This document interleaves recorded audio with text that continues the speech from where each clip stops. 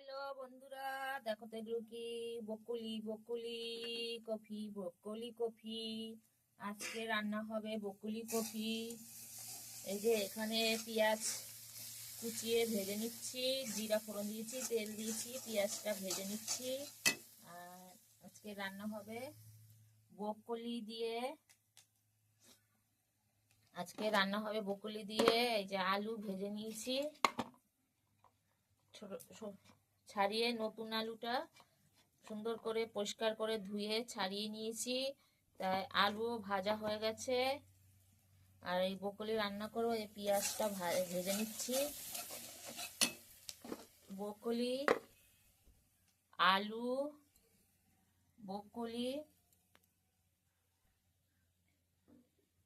বকুলি আলু দিয়ে হবে এই যে মাছের ঝোল হবে। যে মাছ ভাজা হয়েছে, ভালো করে ধুয়ে নুন হলুদ মাখিয়ে মাছটাকে ভেজে নিয়েছি। তাই আজকে রান্না হবে বকুলি। মাছটা ভালো করে ভেজে নিয়েছি। তাই আমি এখানে এখন মশলা দিয়ে দেবো। নুন হলুদ দেওয়া হয়ে গেছে, আমি দিয়ে দিচ্ছি মশলা। এবং ভালো করে মশলাটাকে কষিয়ে নেব।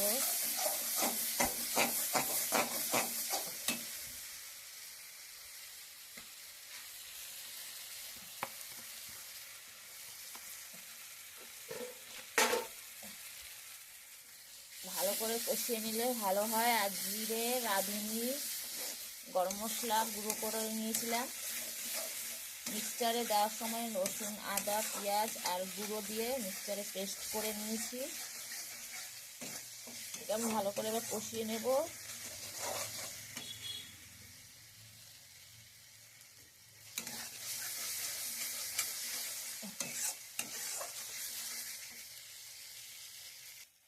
এবার আমি দেবো আলুগুলো দিয়ে দেবো।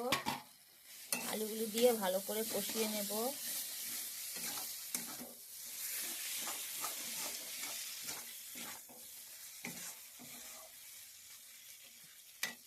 হালকা জল দেব।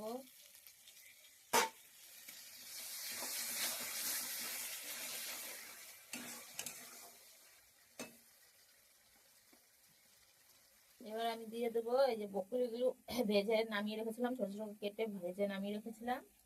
এবার আমি বকুলিগুলো দিয়ে দেবো।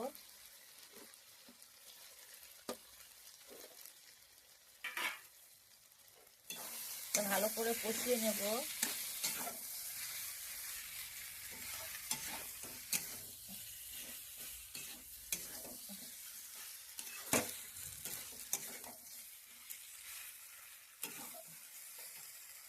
এবার এই যে মাছগুলো যে আছে, এই মাছগুলো আমি দিয়ে দেবো।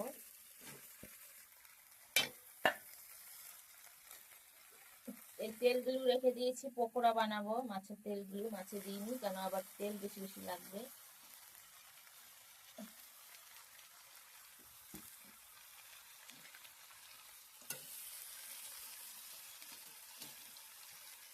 এবার এটা আমি ভালো করে কষিয়ে নেব মাছটা দিয়ে।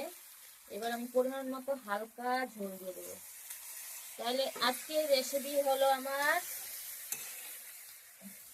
মাছ দিয়ে বকুলি কফি দিয়ে আলু দিয়ে তরকারি। টাটা বন্ধুরা, ভালো থাকবে।